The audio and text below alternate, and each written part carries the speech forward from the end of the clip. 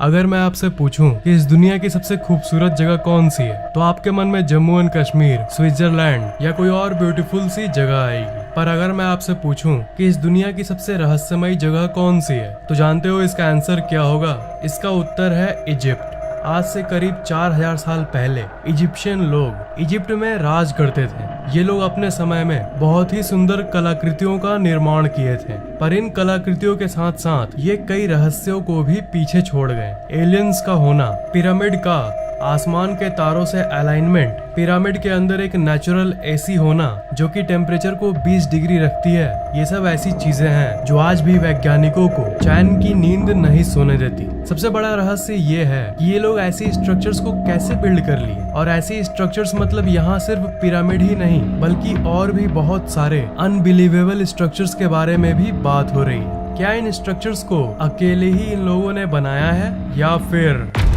Pyramids? Egypt के pyramids ये masterpiece है और ये दुनिया की सबसे फेमस जगहों में से एक है। पिरामिड को बहुत सालों से स्टडी किया जा रहा है, हर टेक्नोलॉजी से इसे समझने की कोशिश की जा रही है, पर आज तक इसकी मिस्ट्री किसी ने सॉल्व नहीं कर पाया। इन्होंने एक एक पीस को एक साथ कैसे लाया, और इन्होंने किस तरह का कंक्रीट का इस्तेमाल किया, और ये इतने परफेक्टली अलाइंड कैसे हैं? बिना मशीन और टेक्नोलॉजी के ऐसे स्ट्रक्चर्स बनाना तो साइंटिफिकली इम्पॉसिबल है। सिर्फ एक पिरामिड के अंदर ही 23 लाख लाइमस्टोन के ब्लॉक्स का इस्तेमाल किया गया है। इन पत्थरों को एक जगह से दूसरे जगह मूव करना ही इतना मुश्किल है, तो इसे एकदम परफेक्ट पोजीशन पर लाना तो दूर की बात है, पर इन्होंने इन दोनों चीजों को किया। पिरामिड का एक एक ब्लॉक जो देख रहे हो, इनका वजन 2700 किलो से लेकर 70,000 किलो तक है। आजकल के जो मॉडर्न क्रेन्स होते हैं जो बड़े बड़े अपार्टमेंट्स को बनाने में काम आता है, वो यूजुअली 20,000 किलो से ज्यादा लिफ्ट नहीं कर पाते हैं। तो जब आज के समय में 20,000 किलो वजन उठाना इतना मुश्किल है,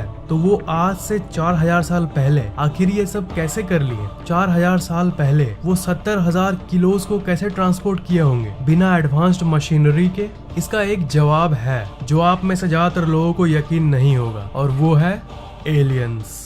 पिरामिड से जुड़ी एक थ्योरी है जिसे ओरायन कोरिलेशन थ्योरी कहते हैं। अगर आप रात के समय पिरामिड को देखोगे तो आपको दिखेगा कि वो एक्चुअली में आसमान के कॉन्स्टलेशन यानी तारों के एक नक्षत्र के साथ अलाइन करता है। आसमान के इस कॉन्स्टलेशन का नाम है ओरायन बेल्ट, और इसके 3 मुख्य तारे हैं जिनका नाम है एलनाइटक, एलनाइलम और माइंड टेका। ये तीनों तारे पिरामिड से सिंक होते हैं। इसकी पोजीशन और अलाइनमेंट बिल्कुल इन तारों जैसी है। इस इम्पॉसिबल सी चीज को देखकर बहुत सारे थ्योरिस्ट्स ये मानते हैं कि पहले के समय में एलियंस धरती पर आए थे और अपने साथ एडवांस्ड टेक्नोलॉजी लाए थे, और इन्हीं की हेल्प से इस इम्पॉसिबल सी पिरामिड को इन्होंने बनाया, और ये एलियंस इन्हीं तारों से आए थे। पिरामिड को एलियंस ने बनाया या इंसान ने, ये बात तो कोई नहीं जानता, पर एक बात तो श्योर है कि पिरामिड्स और दूर तारों की दुनिया का आपस में कुछ न कुछ कनेक्शन जरूर है। कुछ थ्योरिस्ट्स ये कहते हैं, जो कि मैंने आपको अभी बताया, कि ये एलियंस उन्हीं 3 तारों में रहते थे, और ये पिरामिड लोगों ने इनके साथ अपने कनेक्शन को दिखाने के लिए बनाया था। तभी रात के समय ऐसी परफेक्ट अलाइनमेंट होती है। टनल्स इन पिरामिड्स। पिरामिड्स हर एंगल से रहस्यों से भरी हुई है, पर इनके अंदर के टनल्स उनमें से सबसे बड़ा रहस्य है। पिरामिड में जगह जगह पर टनल्स बने हुए हैं, और पहले लोग कॉमन सेंस का यूज करके ये सोचते थे कि ये वेंटिलेशन के लिए बनाया गया होगा ताकि अंदर हवा घुस सके, पर इस बात को डिसमिस कर दिया गया, गलत साबित कर दिया गया जब एक रोबोट इसके अंदर भेजा गया। रोबोट्स ने कैमरा से ये देखा कि ये तो असल में बंद है, और हर टनल के अंत में एक बंद दरवाजा जैसा कुछ बना हुआ है। तो ये आखिर वेंटिलेशन के लिए कैसे बन सकता है? पिरामिड के अगर सारे चैम्बर्स की बात करें तो इसके अंदर टोटल 3 डिस्कवर्ड चैम्बर्स हैं। ये जो आप देख रहे हो ये है बेस चैम्बर, और ये है क्वींस चैम्बर, और सबसे ऊपर है किंग्स चैम्बर। अगर आप ऊपर वाले इस रास्ते से एंटर करोगे तब आप अंदर ही अंदर इन तीनों को एक्सप्लोर कर सकोगे, और अगर नीचे राइट वाले इस पार्ट से एंटर करोगे तब भी आप तीनों को एक्सेस कर पाओगे। पर फैक्ट ये है कि आज तक इन्हें कोई ठीक से एक्सप्लोर नहीं कर पाया। ध्यान दीजिएगा, मैंने कहा डिस्कवर्ड चैम्बर्स, मतलब इसके अंदर और कितने चेम्बर्स होंगे ये कोई भी नहीं जानता। और ये भी माना गया है कि ये टनल्स इसलिए बनाए गए थे क्योंकि उस समय के लोग ये मानते थे कि अगर किंग यानी राजा की बॉडी को अगर इस चैम्बर में रखा गया और ये शाफ्ट बनाया गया, तब उनकी आत्मा, उनकी सोल आसमान के इन तारों की तरफ जाएगा। इसे पिरामिड का स्टार शाफ्ट थ्योरी भी कहते हैं। जब इस क्वींस चैम्बर के अंदर रिमोट कंट्रोल कैमरा को भेजा गया, तब ये देखने मिला एक बंद स्टोन जिसके ऊपर मेटल पिन लगा हुआ था। इसे ऐसा बनाया गया था मानो ये लोग नहीं चाहते हो कि कोई इसके अंदर जाए। और इसके डिस्कवरी के बाद ऐसी बहुत सारी थ्योरीज सामने आई जो ये कहती है कि इसके अंदर और एक अनडिस्कवर्ड चैम्बर मौजूद है। पर एक नए एडवांस्ड टूल के जरिए इस बंद दरवाजे को ड्रिल करके इसके अंदर एक छोटा सा कैमरा को भेजा गया। तो उस कैमरे ने इस फोटो को खींचा और इसके अंदर जाने के पहले ही वो कैमरा एक रहस्यमयी तरीके से खराब हो गया और इसके आगे की एक्सप्लोरेशन अधूरी रह गई। और उसके बाद से वहाँ की गवर्नमेंट फिर कभी किसी को अलाउ नहीं की इस पिरामिड को एक्सप्लोर करने के लिए। पर पॉसिबिलिटी अभी भी है कि इसके अंदर और भी ऐसे कई टनल्स हैं जो अभी तक डिस्कवर नहीं किए गए। वो पिरामिड्स क्यों बनाए गए, कोई एक्सप्लेनेशन न होने के चलते आज तक तो यही माना गया है कि ये पिरामिड्स उस समय के राजा और रानियों के कब्र के पर्पस के लिए बनाया गया था। वो राजा रानियों का कब्र था। मम्मी के बारे में तो कभी न कभी आपने जरूर सुना होगा। तो जो लोग राजा रानी के कब्र वाली बात को मानते हैं, वो लोग ये कहते हैं कि उस समय के राजा रानियों के शरीर को ममीफिकेशन के प्रोसेस के जरिए बॉडी को मम्मी बनाकर उसे कब्र में रखा जाता था। मरे हुए बॉडी को लाइनेन नाम के एक फैब्रिक में बांधकर कब्र में रख दिया जाता था। पर अजीब बात यह है कि अगर आप पूछो कि आज तक कितने बॉडीज, कितने मम्मी पिरामिड में मिले हैं, तो इसका आंसर है 0। जी हाँ, आज तक एक भी मम्मी पिरामिड में नहीं मिला। पिरामिड को अभी तक पूरी तरह से एक्सप्लोर नहीं किया गया है, पर जितना एक्सप्लोर हो चुका है उसकी बात करें तो सारे टॉम्ब बिल्कुल खाली थे और उसके ऊपर कोई टेक्स्ट भी नहीं लिखा हुआ था, जो कि जनरली उस समय के बाकी जगह पर टॉम्ब्स पर लिखा जाता था। क्वींस चैम्बर में न क्वीन का मम्मी पाया गया और किंग्स चैम्बर में न किंग का मम्मी पाया गया। तो इस सब को देखकर थ्योरिस्ट्स ये कंक्लूजन निकालते हैं कि पिरामिड शायद इसके लिए नहीं बनाया गया था। मे बी ये किसी और कारण के लिए बनाया गया होगा। और इसी सब के चलते ज्यादातर विचारक ये मानते हैं कि ये किसी एलियन के वजह और उनके पर्पस के लिए बनाया गया था और शायद ये एक तरह का पावर प्लांट था। पिरामिड इतने परफेक्ट कैसे हैं? क्या आपको पता है कि इस पूरी दुनिया की मैप को अगर आप लो और अगर सेंटर का पता लगाओ तो सेंटर कौन सा होगा? अमेजिंगली इस पूरी धरती का जियोग्राफिकल सेंटर वही जगह है जहाँ पर ये पिरामिड्स हैं। हाँ श्योर, ये कंप्लीट कोइंसिडेंस यानी इत्तेफाक भी हो सकता है, पर ये मत भूलिए कि ये पिरामिड्स उस समय बनाए गए थे जब इंसानों को धरती के बारे में कुछ नहीं पता था। उस समय तो ये भी डिस्कवरी नहीं हुई थी कि धरती गोल है। जैसा कि आपको पता ही होगा, पहले के लोग ये मानते थे कि अर्थ फ्लैट है। तब उस समय ये लोग आखिर अर्थ के सेंटर को कैसे ढूंढ लिए? और एक चौंका देने वाली बात ये है कि इस पिरामिड का एक पार्ट एकदम नॉर्थ पोल के अलाइनमेंट में है। अगर इसके सेंटर से एक एरो निकाले तो वो सीधा नॉर्थ पोल पर जाके मिलेगी। बस कुछ किलोमीटर का सिर्फ थोड़ा सा ही फर्क है। पर आपको ये जान के हैरानी होगी कि आज से 4000 साल पहले लैंड मास जो था उसकी पोजीशन एक्चुअली थोड़ी सी चेंज हो गई है और टेक्टोनिक प्लेट्स हिल गए हैं। इसलिए जो थोड़ी सी फर्क है वो भी सालों के धरती की स्ट्रक्चर बदलने के चलते हुई है, जो कि नेचुरली होते रहती है। नहीं तो उस समय 4000 साल पहले ये परफेक्टली अलाइंड था नॉर्थ पोल के तरफ। पिरामिड स्टोन्स, आपको क्या पता है कि जिन पत्थरों से पिरामिड बनाया गया था वो किसी आम पत्थर से लाखों गुना ज्यादा मजबूत है और साइंटिस्ट्स इस पत्थर को बहुत एनालाइज किए हैं। और क्या आपको यकीन होगा कि साइंटिस्ट्स को आज तक नहीं पता चला कि एग्जैक्टली ये है क्या? ये लाइमस्टोन की तरह है पर लाइमस्टोन है नहीं। साइंटिस्ट्स ऐसे पत्थर धरती पर और कहीं भी नहीं पाए। पिरामिड कंस्ट्रक्शन टेक्नोलॉजी, पिरामिड की कंस्ट्रक्शन की और सबसे अजीब बात ये है कि इन्हें बनाते समय ball and socket construction type का इस्तेमाल किया गया था। बॉल एंड सॉकेट एक ऐसा मेथड है जो कि हीट एक्सपेंशन झेल सकता है, यानी गर्मी के चलते जब पत्थर थोड़ा बड़ा हो जाता है उसे भी ये झेल लेता है। और ये ball and socket construction type actually में अर्थक्वेक यानी भूकंप को भी झेल सकता है। सोचिए, शॉक प्रूफ टेक्नोलॉजी, वो भी 4000 साल पहले। Natural air conditioner inside pyramid. Egyptian desert जो है, जो कि पिरामिड के करीब है, वो बहुत ही ज्यादा गर्म इलाका है और गर्म हवाएं वहाँ चलती रहती है। पर इन सब के बावजूद भी उस समय पिरामिड को ऐसे बनाया गया था, एक ऐसे रहस्यमय तरीके से बनाया गया था कि चाहे बाहर की टेम्परेचर कितनी भी हो, पिरामिड के अंदर की टेम्परेचर कॉन्स्टेंटली 20 डिग्री सेल्सियस रहती है, जो कि धरती की सबसे comfortable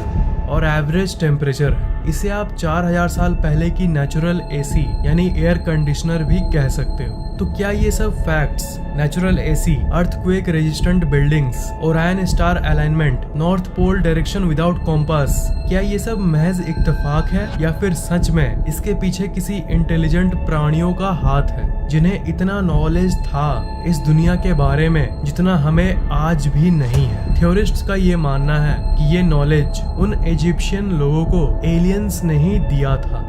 alien drawings in Egypt. Egypt में जितने भी घूमने वाली जगहें हैं उन सब में आपको ऐसे ऐसे ड्राइंग्स मिलेंगे। इस ड्राइंग के अंदर आपको कुछ दिख रहा है? जी हाँ, ऐसा लग रहा है कि ये कोई एरोप्लेन का ड्राइंग है। और कई जगहों पर तो लिटरली ऐसे ऐसे कार्विंग्स बने हुए हैं जिसमें आपको ऐसे क्रीचर्स देखने को मिलते हैं जिनकी बड़ी आंखें हैं, बड़े सर हैं और हाइट छोटी है, बिल्कुल एक मॉडर्न एलियन डिपिक्शन की तरह। इस कार्विंग को देखो, इसे देखकर आपको किसी की याद आती है? ये एक्चुअली एक मॉडर्न एलियन स्पेसशिप की डिपिक्शन है। इसलिए कुछ लोग ये भी मानते हैं कि इन पिरामिड्स को सोलली अकेले ही एलियंस ने ही बनाया था और इसमें इंसान का कोई हाथ नहीं था। ये थ्योरी कितनी सच है इसका अंदाजा तो एक्यूरेटली कोई नहीं लगा सकता। पिरामिड और तारों का जो सिंक की बात की हमने, उसको और गहराई से देखें तो ये पता चलता है कि बिना एरियल व्यू के यानी बिना ऊपर से देखे ऐसी परफेक्टली अलाइंड स्ट्रक्चर्स नहीं बनाया जा सकता। सिर्फ ऊपर से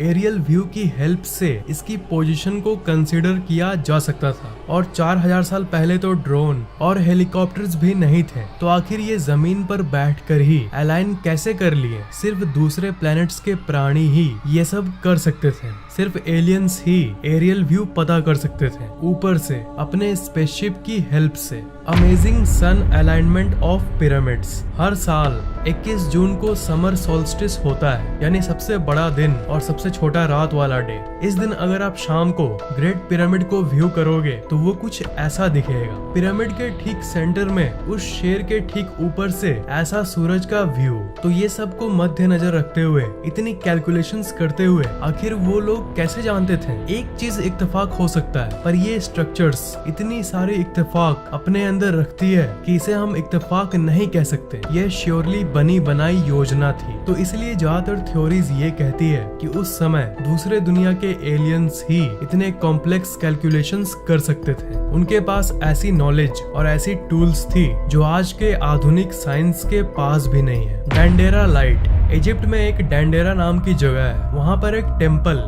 यानी मंदिर है जिसका नाम है डेंडेरा लाइट कॉम्प्लेक्स। इजिप्ट में रहने वाले लोगों ने इस टेम्पल को अपने एक भगवान के लिए बनाया था जिनका नाम था हैथोर। और ये मंदिर इजिप्ट के सबसे रहस्यमय मंदिरों में से एक है। इस मंदिर के मैप को देखो, यहाँ पर आप एंट्रेंस को देख सकते हो। तो इस मंदिर का आधा पार्ट पहले सैंड से ढका हुआ था, पर 1850 के आसपास इस कॉम्प्लेक्स को पूरी तरह से साफ कर दिया गया और उसके अंदर से बहुत सारे दफन हुए राज सामने आए। जब उस एंशिएंट रूम को पूरी तरह से क्लीन कर दिया गया, तब साइंटिस्ट्स को ये देखने मिला एक ऐसा आर्ट जो कि बहुत अलग था और पूरे इजिप्ट में सिर्फ इसी मंदिर के अंदर ऐसा कुछ कला देखने मिला। इसे डेंडेरा लाइट कहते हैं। दीवार पर ये जो ड्राइंग जो इजिप्शियंस ने बनाई है, ये सवाल खड़ा करती है कि इजिप्शियन लोग भला कितने एडवांस थे। इस इमेज को अगर आप ध्यान से देखोगे तो ये आपको एक लाइट बल्ब जैसा कुछ दिखेगा। ये मत भूलिएगा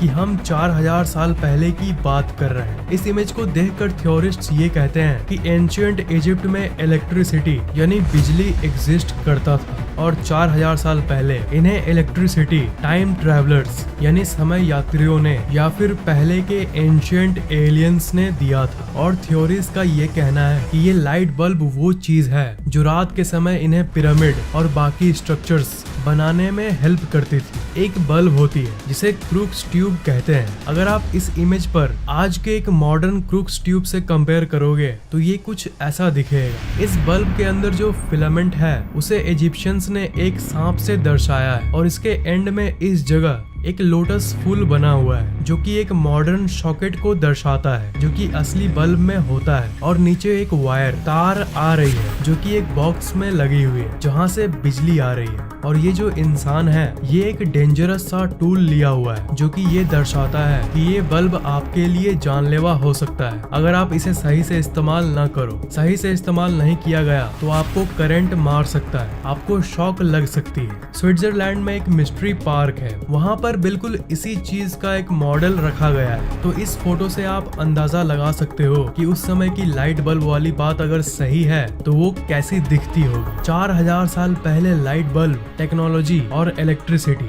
it's really shocking. The great sphinx pyramid के बारे में आपने स्कूल में जरूर पढ़ा होगा या उसकी फोटो को एक न एक बार जरूर देखा होगा। तब ज्यादातर पिरामिड के पिक्चर्स में आप इसको जरूर देखते होंगे। इसे द ग्रेट स्फिनिक्स कहते हैं। ये एक ऐसा स्ट्रक्चर है जिसका चेहरा तो इंसान का है पर शरीर इंसान का नहीं है, किसी तरह का एलियन म्यूटेंट क्रिएचर जैसा। ये सिर्फ पिरामिड रीजन का ही नहीं बल्कि पूरे इजिप्ट का सबसे रहस्यमय स्ट्रक्चर है। इतने मॉडर्न रिसर्च के बाद भी आज तक कोई नहीं जानता कि ये एग्जैक्टली किस लिए बनाया गया था। ये इतिहास की सबसे बड़ी स्टैचूज में से एक है। अगर इसकी लंबाई की बात करें तो ये 73.5 मीटर लंबा है और इसकी ऊपर की हाइट है 20 मीटर। और आपको यकीन नहीं होगा कि ये पार्ट पार्ट करके नहीं बनाया गया, ये एक ही बड़े लाइमस्टोन के पीस को लेकर उसे इस शेप में डाला गया है। इसलिए इसे दुनिया की सबसे लार्जेस्ट सिंगल स्टोन स्टैचूज के लिस्ट में रखा गया है। हजारों सालों से ये स्टैचू सैंड के नीचे ढका हुआ था पर साल 1900 के बाद इसके ऊपर की सैंड को हटा दिया गया और तब इस दुनिया के सामने पहली बार इसकी पूरी स्ट्रक्चर सामने आई। थ्योरिस्ट का ये मानना है कि ये एक सुंदर सा स्टैचू हुआ करता था पर हजारों सालों के अंदर इसमें बहुत चेंजेस यानी बदलाव आ गए हैं। थ्योरीज के हिसाब से आज से 4000 साल पहले